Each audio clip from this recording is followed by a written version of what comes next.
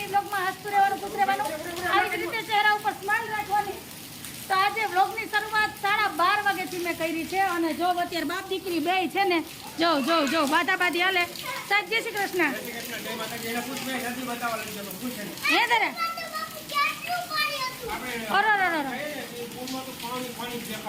હે તો આ નાવાનું છે હજી તે બાપ દીકરી બે ઉભા. અને આજે છે ને અમારે સવારે 9:30 વાગ્યાનો વરસાદ ચાલુ છે. ધમાકેદાર એન્ટ્રી કરી છે કે એવો વરસાદ કે વાત પૂછોમાં. અત્યારે થોડોક ધીમો પડ્યો, નહીતર અત્યારે જ નદીમાં પૂર આવી ગયા એવું વરસાદ છે.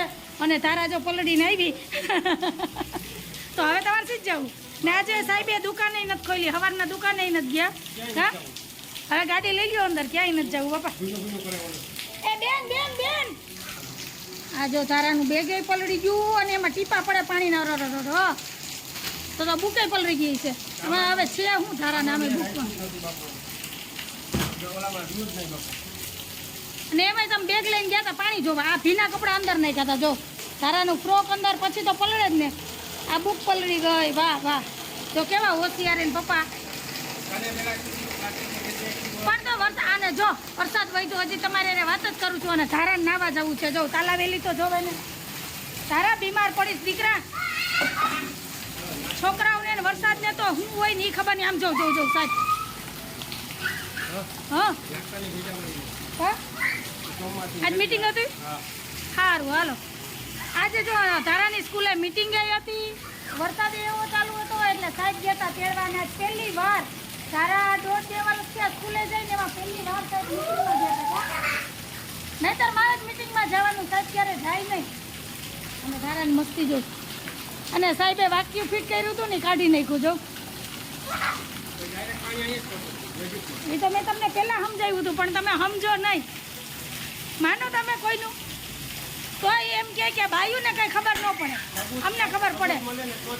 હા અમે પહેલાં કીધું હોય, કેમ કે અમને પહેલાં ખબર પડી જાય કે આ વસ્તુ હાલશે કે નહીં હાલે. પણ ન હાલવા દો તમે અમારું, બરાબર ને. ચાલો ચેનલમાં પહેલી વાર આવ્યા હોય તો ચેનલને લાઈક કરજો, શેર કરજો, સબસ્ક્રાઈબ કરજો ને મસ્ત મજાનો કમેન્ટ કરીને જાજો. તો અમે તો અત્યારે જો આખા રાઉન્ડનો વરસાદ જે આવ્યો ને એની મજા લઈએ. વધારે મજા તો ધારા લઈ.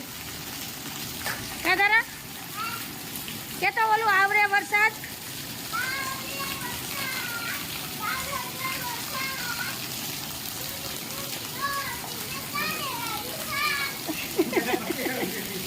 પેલા ધારા બટેટાનું શાક બોલતી, કેમ કે ધારાને બટેટાનું શાક ભાવે ને એટલે ઊની રોટલી ને બટેટાનું શાક. ધારા ઈ મેં છે ને એ કેરબો પીવાના પાણી હાટું ભરવું એટલે એમાં હાથ ન નાખ બેન, ઓલી ડોલમાં ના. એટલે તો મેં એમાં ડબલ ગયણા રાખ્યા. એ મીઠું પાણી મારે સ્ટોર કરીને રાખવું. હા લઈ લ્યો. હાલો બારોબાર કેવું વાતાવરણ છે. પેલી ખોલો તો હાલો તમને બતાવું અમારા અહીંયા શેરીમાં કેવી હાલત છે. મારે તો આજ કંઈ નાવાની ઈચ્છા નથી. જો ને અમારા ગીતાબેન બેઠા છે સામે મસ્ત. અને જો કેમ અત્યારે હાવ શાંતિ છે, પરમ શાંતિ. બધાય ઘરમાં બેઠા. હા ઓકે બાપા તમારા ગામમાં વરસાદ પૂર આવ્યું. બાપ દીકરી જોવા ગયા હતા. કેવું પાણી આ જોઉં ને આ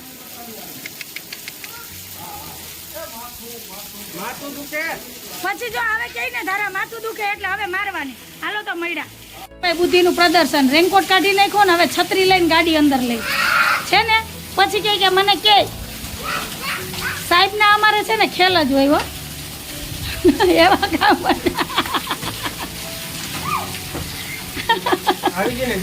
એ તો આવી તો જઈએ જ ને. એ થોડી કઈ બાઈને રહે. પણ રેનકોટ પહેર્યો તો ત્યારે નો માણા ગાડી લઈ લઈ અંદર. મેં કીધું હતું તમને નહીં મારે નથી જવું. બસ મેં એકવાર નાહી લીધું હો. મને તો આ ઠંડુ બરફનું પાણી છે ને પછી બહુ વધીએ ને તો બીમાર થાય. મને બીક લાગે. ઠંડી ચડે એ વાત જુદી. હાલો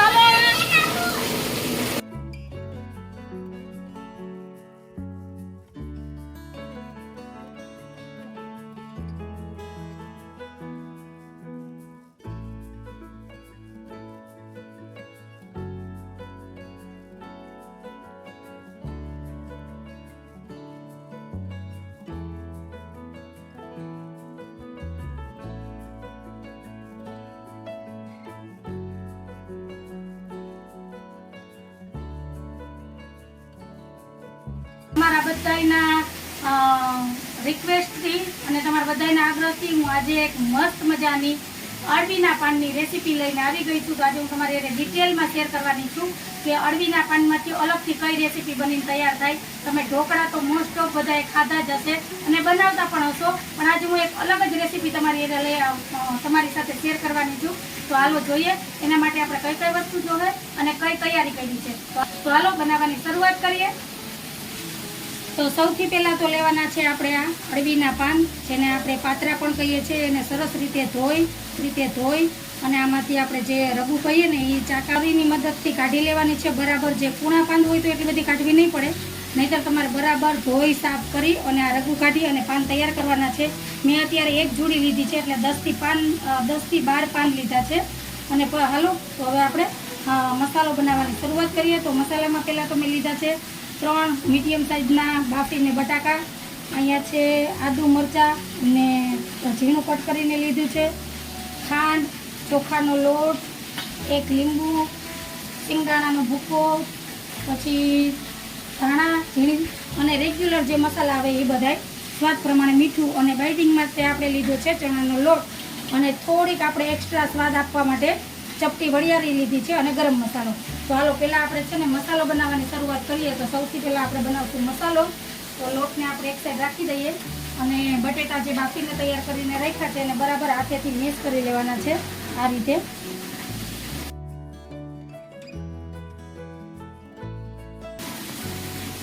તો આ રીતે બધાય બટાકા મસળીને તૈયાર કરી લીધા છે. તો હવે આપણે આમાં 3 થી 4 ચમચી જેટલો સિંગદાણાનો પાવડર એડ કરશું. આદુ અને મરચાં જે આપણે ઝીણા ચોપ કરીને રાખ્યા છે એ એડ કરી દઈએ.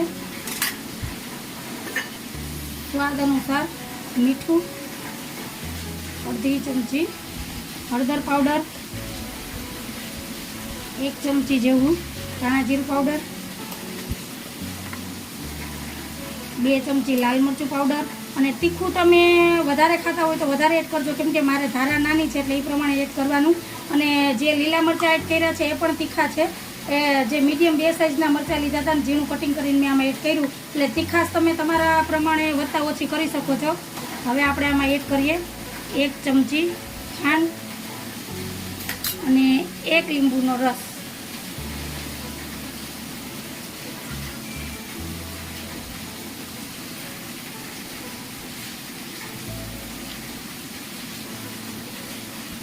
તમે લીંબુનો રસ છે ને મશીનમાં નીચવીને નાખજો. મને તો આદત છે આ રીતના હાથેથી ડાયરેક્ટ જ લીંબુ એડ કરવાનું. તો હવે આપણે આમાં એડ કરી દઈએ થોડીક વરિયાળી. અને ગરમ મસાલો આપણે બહુ ઓછો ઉપયોગ કરવાનો છે, કેમ કે વરિયાળી અને જે ગરમ મસાલો છે ને એનો જે ટેસ્ટ એ થોડોક અલગ થઈ જાય, એટલે આપણે વરિયાળીનો ટેસ્ટ આવે ને એ રીતના કરવાનું છે. અને હવે આમાં એડ કરી દઈએ લીલી ધાણા અને બરાબર આ મસાલો મિક્સ કરીએ. આપણે મસ્ત ખાટો મીઠો છે ને મસાલો તૈયાર કરવાનો છે. તો આને બરાબર પહેલાં મિક્સ કરીને તૈયાર કરી લો, પછી બતાવું. મસાલો બનીને થઈ ગયો છે તૈયાર. તો હવે આને આપણે સાઈડ પર રાખી દઈએ. અને હવે આપણે જે પકોડા બનાવવાનું છે એનું બેટર તૈયાર કરવાનું છે. તો આને સાઈડમાં રાખી દઉં. અને આ મેં અહીંયા 1 વાટકી ચણાનો લોટ લીધો છે, એમાં આપણે 3 ચમચી નાખવાનો છે ચોખાનો લોટ. અને આમાં એડ કરવાનું છે આપણે સ્વાદ પ્રમાણે મીઠું, બસ બીજી કોઈ વસ્તુ નહીં. હવે આને બરાબર મિક્સ કરી લઈએ પહેલાં. અને એક ભજીયાનું બેટર હોય ને એવું બેટર તૈયાર કરવાનું છે. થોડું થોડું પાણી એડ કરી અને બિસ્કરની મદદથી આવી રીતના ફેટી અને આપણે એક બેટર તૈયાર કરી લઈએ. આ બેટર આપણું બનીને તૈયાર થઈ ગયું છે કે આવી થિકનેસ તમારે રાખવાની છે. અને એક ધ્યાન રાખવાનું છે કે આમાં એક પણ લમ્સ ના હોય, એવી રીતના આપણે બેટર તૈયાર કરવાનું છે. તો હવે આને આપણે થોડીક વાર માટે સાઈડ ઉપર રાખી દઈએ. અને પહેલાં તો આપણે ગેસ ઉપર તેલ ગરમ કરવા મૂકી દઈએ.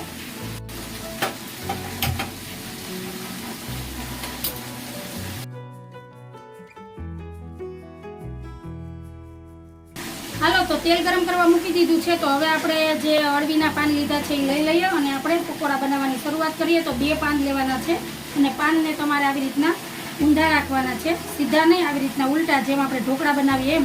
અને આપણે જો પહેલાં બેટર તૈયાર કર્યું ને એ પતલું એવું બેટરનું આમાં લેયર કરવાનું છે. બહુ જાડું નહીં, પતલું. આપણે ઢોકળામાં કરીએ ને એવું લેયર નથી કરવાનું, પતલું એવું કરવાનું છે, કેમ કે આપણે જેમાં મસાલો પણ ભરવાનો છે અંદર. તો આપણે આ પકોડા તૈયાર કરશું એટલી વારમાં સરસ મજાનું તેલ પણ ગરમ થઈ જાય અને આપણા પકોડા બનીને તૈયાર થઈ જાય. એટલે ઝાઝો ટાઈમ આપણે રસોડામાં નહીં ઊભું પડે અને જલ્દી બની જાય એવી છે. જો તમે અગાઉથી બધી તૈયારી કરીને રાખો તો આ રેસીપી ફટાફટ બની જાય અને બધાને ઘરમાં ભાવશે પણ. તો આ રીતના આપણે મસાલો આમાં એડ કરવાનો છે. 2 ચમચી જેવો વચ્ચે મસાલો રાખી દેવાનો છે અને પછી આપણે આને આ રીતના પેક કરવાનું છે.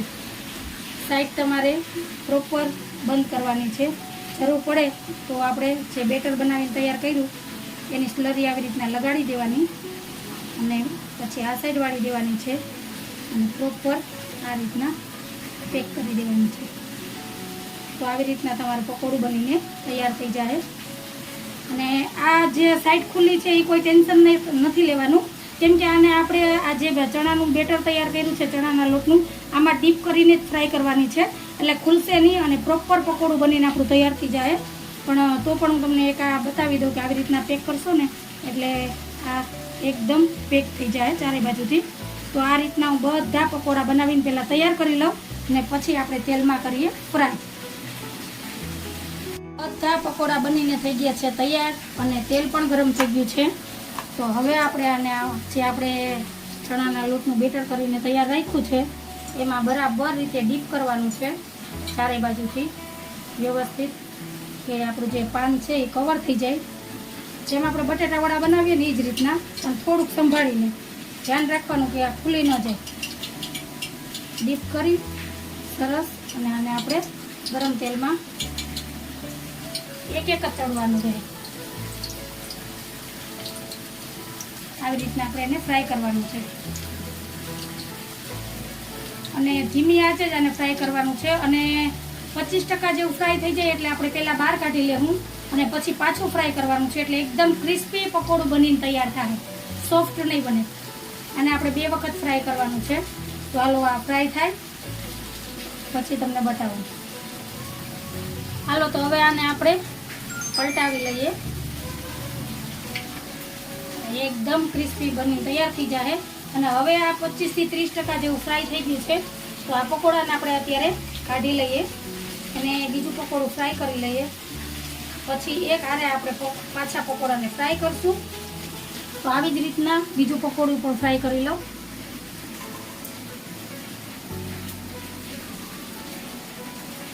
ફરી પાછું આવી રીતના આપણે લોટમાં ડીપ કરવાનું છે.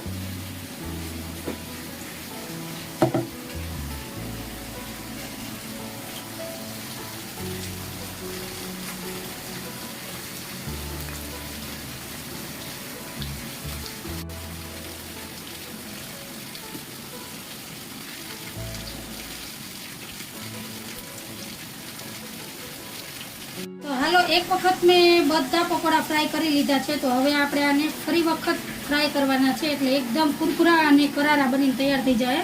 તો એક એક કરીને આમાંય આપણે બીજી વખતે એક એક કરીને જ ફ્રાય કરવાના છે. એક આરે 2 જ નથી કરવાના, તમારે ફ્રાય કરવાનું છે. તો બરાબર ફ્રાય થશે અને એકદમ કુરકુરું બનીને તૈયાર થાય.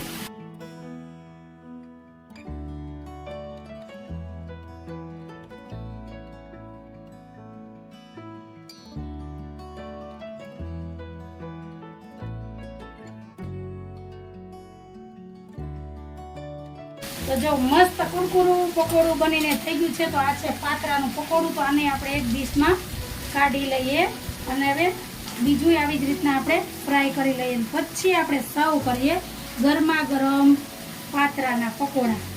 અને પછી હું તમને કટ કરીને પણ બતાવીશ. તો હાલો હવે આપણે આમાં બીજું પકોડું એડ કરી દઈએ અને આને આપણે એક પ્લેટમાં કાઢી લઈએ. હાલો ફ્રેન્ડ, તો તૈયાર થઈ ગયા છે મસ્ત આપણે અળવીના પાનના પકોડા. તમે જોવો એમ એકદમ ક્રિસ્પી છે. તો હવે આપણે આને પકોડાના શેપ દેવાનો છે અને વચ્ચેથી કટ કરી લઈએ. અને ગરમ ગરમ જ પકોડા છે અને આ ખાવામાં એકદમ ટેસ્ટી લાગે છે અને એટલા મસ્ત લાગે કે એની વાત જ પૂછોમાં.